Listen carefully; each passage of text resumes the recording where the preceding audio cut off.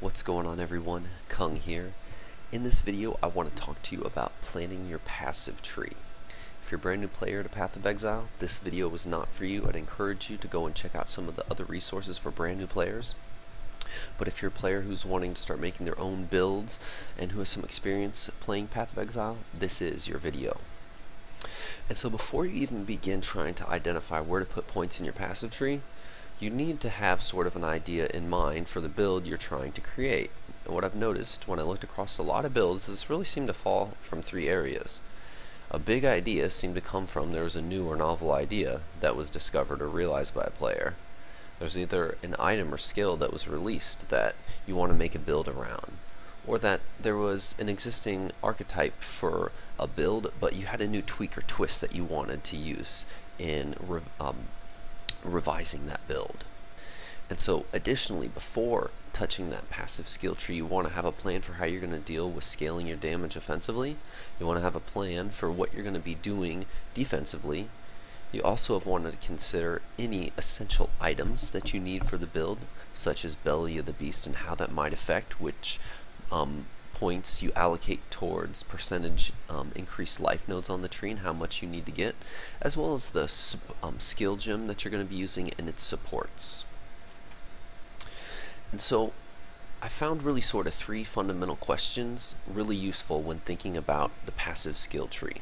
So the first question is what stats are you trying to acquire, and right along with this, how much of each of those stats do you need?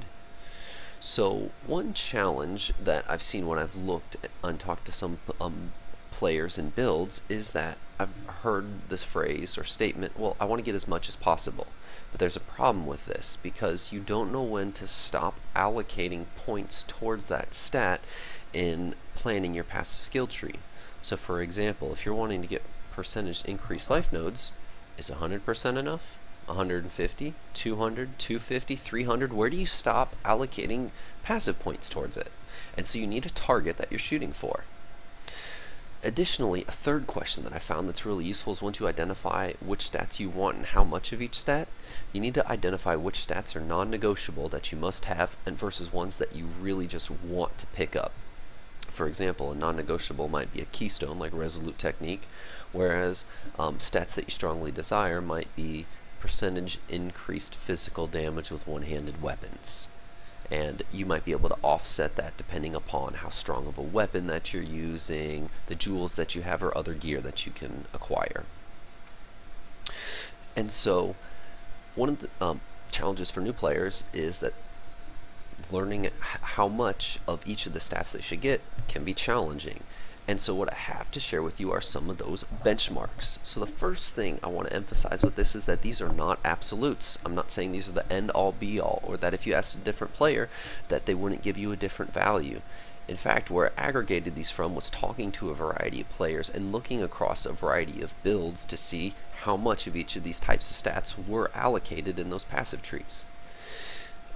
Additionally, it depends upon the skill that you're using. So for example, Earthquake and Grand Slam are both AoE melee skill gems, but Earthquake is currently a stronger skill in 2.2, and so it needs less damage scaling.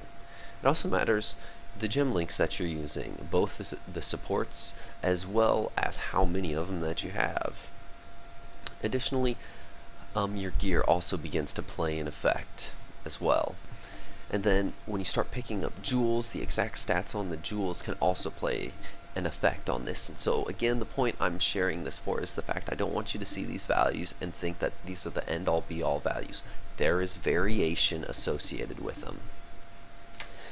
And so the ones that I have presented in this table here are defensive stats.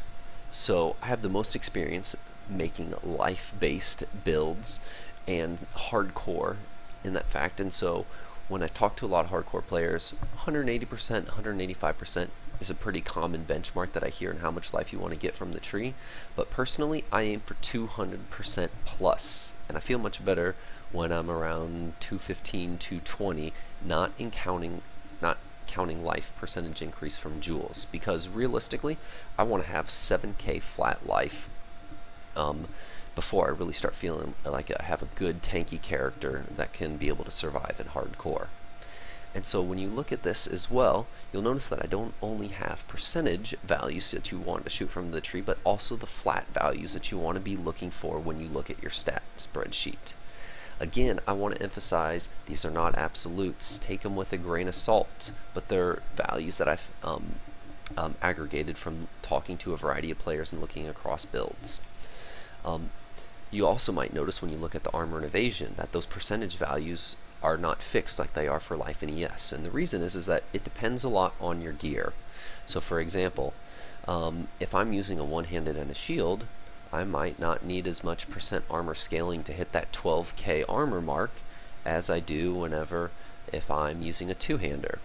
Ascendancies also begin to play a role in this. For example, the Juggernaut Unbreakable Ascendancy doubles the body armor from your chest, and if I've got an 1800 armor chest, then I'm going to need less armor scaling to hit that 12k mark. The auras and stuff can also begin to play an effect. For example, if you're using Grace versus Determination, it's also important to think about, are you using Fortify or Dodge or Block mechanics as well. In terms of your offensive scaling, what I have here are assuming you're not using a crit-based build. And the reason for this is that I've found that there is a lot of variation in the way crit gets scaled. So this is based upon what kind of gear you have, what are the support gems they're using, are you using or not using power charges. Additionally, and now with the release of Ascendancy classes, this has increased the amount of variation in the ways that you can scale crit and non-crit based builds. And so there was just too much variation in the passives and stats for both the tree and the flat values to be aimed for across builds that I wasn't able to get more concise values.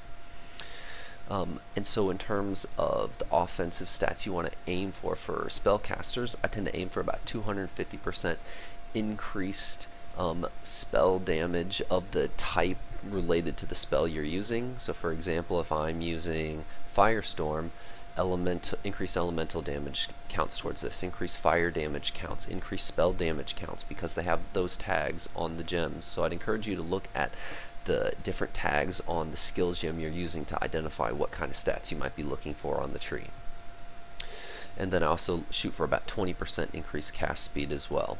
This depends also again on the supports that you're using and the idea for your build, so take these values with a grain of salt. And then those values are as shows for attack-based builds as well. So another common question that comes along with this is, what about jewel sockets? So for 2 passive points, you want to get it because typically a 2-property jewel is going to be more bang for your buck than if you put the 2 points elsewhere on the passive tree. For 3 passive points, it really depends. So if you have a really good 3 or 4 property jewel that's useful for your build, jewel sockets tend to be the best investment for those passive points. Or if there's a unique jewel that you need that makes your build work, like Rain of Splinters. But for 4 passive points, in the vast majority of cases, you're not going to get the best bang for your buck allocating points towards that jewel socket unless you have either the most amazing jewel or you need a very specific type of stat that is very limited on the tree, such as maybe shock or freeze chance. But you're probably going to want to do some play testing to see if it's actually necessary. So a useful metric in comparing how you're allocating your passives is what I call pathing efficiency. And essentially what you're trying to look at is, on a per node basis, how much of a particular stat or stats am I getting on average. So imagine you're looking at the Ironwood or Shamanistic Fury clusters, which are for totem builds, and they both require 3 points to get to the notable. And so in Ironwood, you can get 38% totem damage, 3% cast speed, and 10% totem placement speed, as well as some damage reduction. But in the Shamanistic Fury node, you can get 48% totem damage and 15% totem placement speed. So how do you decide which node is better for you? If you compare how much totem damage you're getting on average per node, Shamanistic Fury gives you 16%, whereas Ironwood only gives you 12.7. Additionally, you have 5% totem placement speed in contrast to 3.3 totem placement speed. So if your build is based around placing totems and then making sure your totems do a lot of damage, such as maybe RF totems where you're not concerned with cast speed, Shamanistic Fury is the best bang for those 3 points invested. If you need cast speed, you have to look at the relative increase that the 3% cast speed would give you. So in closing, what I encourage you to do to help you get better at this is look back at successful builds that you played and look at the stats that are allocated on the trees and how much of each stat was used. Also, once you design your tree, seek feedback from other players and iterate it. And I'd encourage you to vet that tree on 2 or more occasions. Third, I'd encourage you to get and use a skill tree planner. Whether you use an online or offline version is up to you, but personally, I prefer and use the offline version, and I'll post a link to that below this video in the description. You might also be wondering, what does it actually look like building a tree in practice? And so I'm going to go ahead and put a link to a part 2 of this where I actually use these practices to build a passive tree in real time, and so you'll be able to check that out as well. Thanks for watching, and good luck with your theory crafting.